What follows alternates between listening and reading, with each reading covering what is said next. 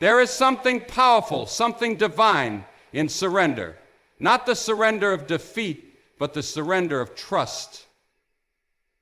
A letting go not because you've given up, but because you've looked up. There is rest in that. And when a person finds rest for their soul, it's like a clock has been turned back. Laughter comes easier, smiles are not forced. The eyes, once clouded with stress, begin to shine again. That's not magic. That's free. Letting go doesn't mean pretending it didn't happen. It doesn't mean forgetting. It means choosing not to be chained to it. It means saying, this will not define me anymore. This will not follow me into tomorrow. And that choice, that brave, quiet choice, makes all the difference. I've sat across from people who've lived through betrayal, loss, abandonment, failure, yet somehow they carry light. Not because they weren't wounded, but because they decided to lay their wounds down. And it's not just about letting go of pain. Sometimes it's about letting go of the pressure to prove yourself, to be perfect, to meet everyone's expectations. That pressure will age you fast. But those who understand that their worth is not in what they do or how they're seen, they carry a calm about them. They walk with grace. They live free from the heavy chains of performance. So if you find yourself weighed down, take a moment to ask, what am I holding on to? What pain, what guilt, what burden am I carrying that I was never meant to carry? And once you name it, dare to release it. Let go. You weren't made to hold the whole world.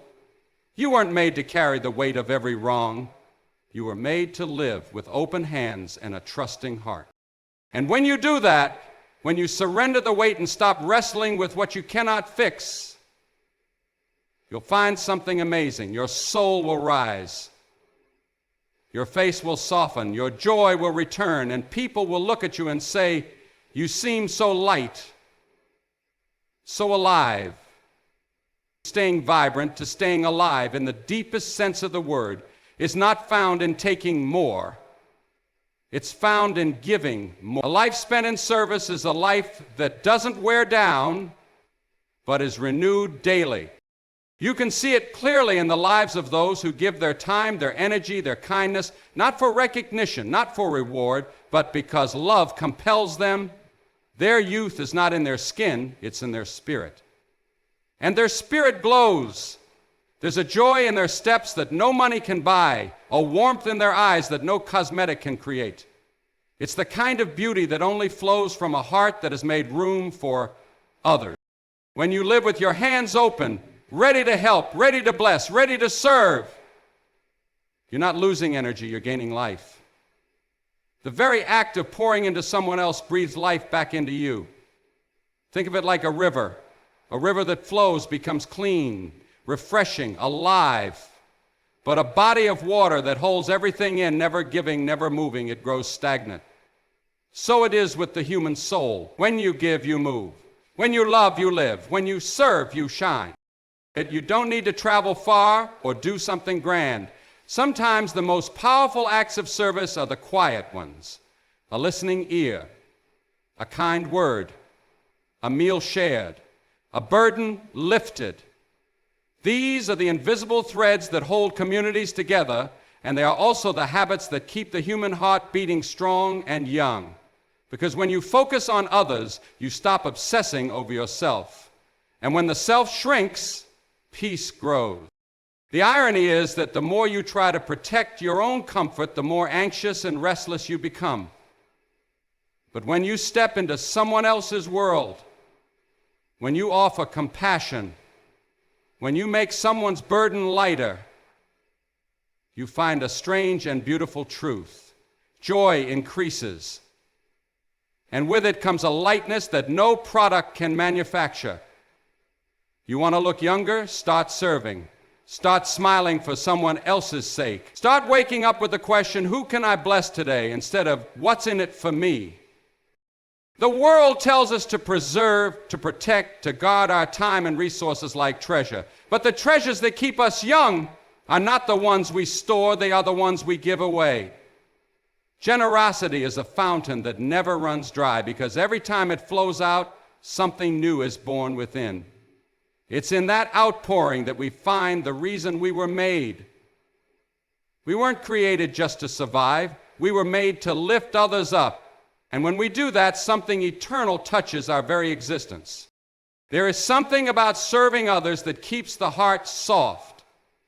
And a soft heart is a young heart. A soft heart doesn't grow bitter.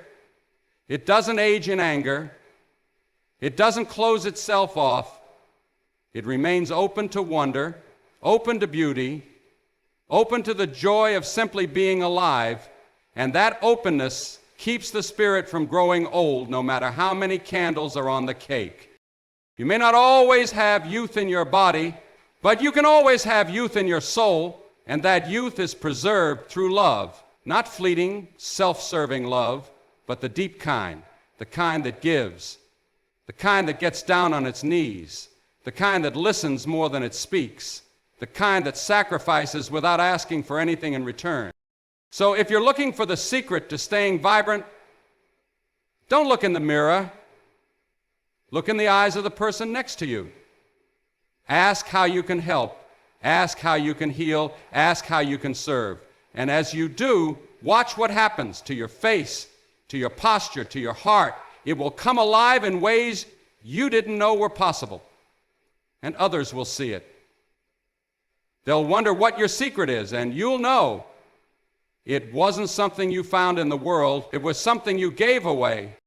There is a reason some people carry a peace that seems untouched by time, a reason their face doesn't harden with the years, a reason their eyes still carry a childlike wonder, even when life has shown them its hardest truths. The secret lies not in their circumstances, nor in their ability to avoid sorrow, but in what they have anchored their hope to, while others place their trust in the temporary beauty, wealth, success. These people have found something higher, something eternal. And that kind of faith doesn't wrinkle. That kind of hope doesn't age. That kind of anchor holds steady even when everything else begins to fade. When your faith is in something that time cannot touch, time loses its power over you. The storms may come, the losses may mount, the world may change around you, but deep within, you are unshaken because you know where your true life is rooted. It is not in this world. It is not in the applause of others. It is not in the pursuit of youth or the fear of age. It is in something beyond what the eye can see and beyond what the years can steal. That is why some people look younger than they are, not because they've avoided trouble, but because they've learned to rise above it. Their faith gives them a strength that doesn't come from physical power. It's not the kind of strength that grits its teeth and pushes through. It's the strength that trusts, that releases, that rests. It's the strength of someone who knows that they are held even when life feels out of control. And when you carry that kind of trust, it shows. It shows in your posture. It shows in your smile. It shows in the way you walk through both joy and sorrow with a steady hand. You see, many people are burdened by fear, not just fear of death, but fear of living, fear of losing, fear of change, fear of what's to come. And fear has a way of wearing a person down.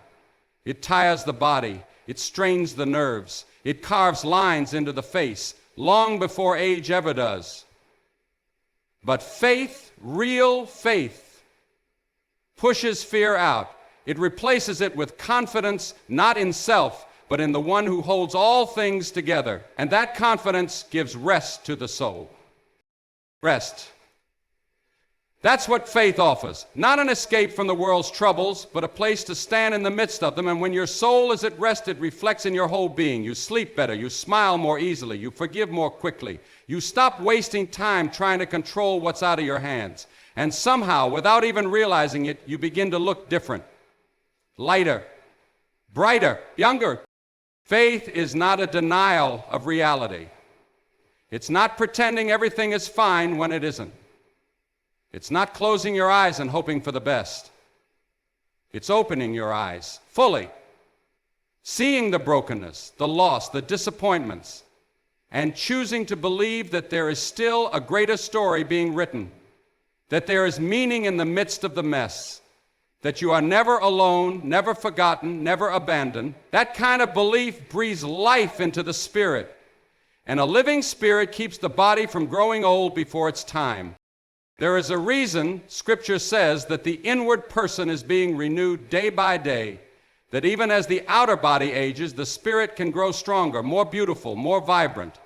Because real life isn't measured in years, it's measured in faith. And when that faith is placed in the eternal, the temporary can no longer steal your peace. You are not thrown by every disappointment.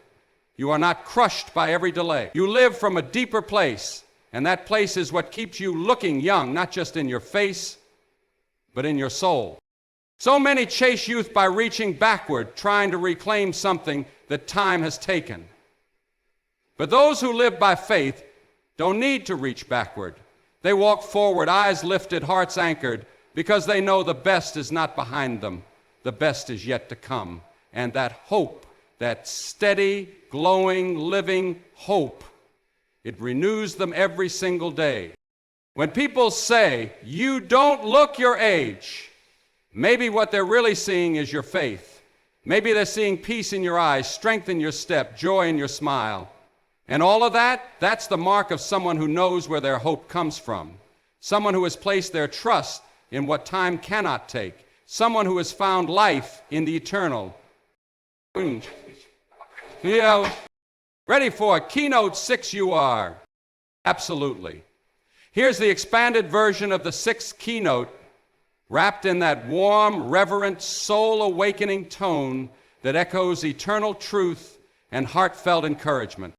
There's a radiance in those who know how to truly live in the moment, not chasing tomorrow, not chained to yesterday, but rooted right here, right now. You can see it in their presence, the way they listen, the way they notice things others overlook.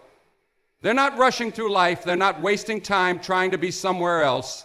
They understand that this moment is a gift. And that kind of awareness brings a peace that shows, not just in the spirit, but in the face, in the walk, in the way a person carries their years. Many people age before their time because they're always somewhere else. Their body might be here, but their mind is in tomorrow's worry or yesterday's regret. They're anxious about what's next, or they're haunted by what's gone. And that anxiety shows. It tenses the shoulders, it creases the brow, it takes the sparkle out of the eye. But when a person learns to live in the present, to really be where their feet are, they begin to experience something rare: rest. Living in the present doesn't mean ignoring responsibility. It doesn't mean avoiding the past or pretending the future doesn't matter. It means learning to hold time loosely. It means understanding that you can't change what's been and you don't control what's coming.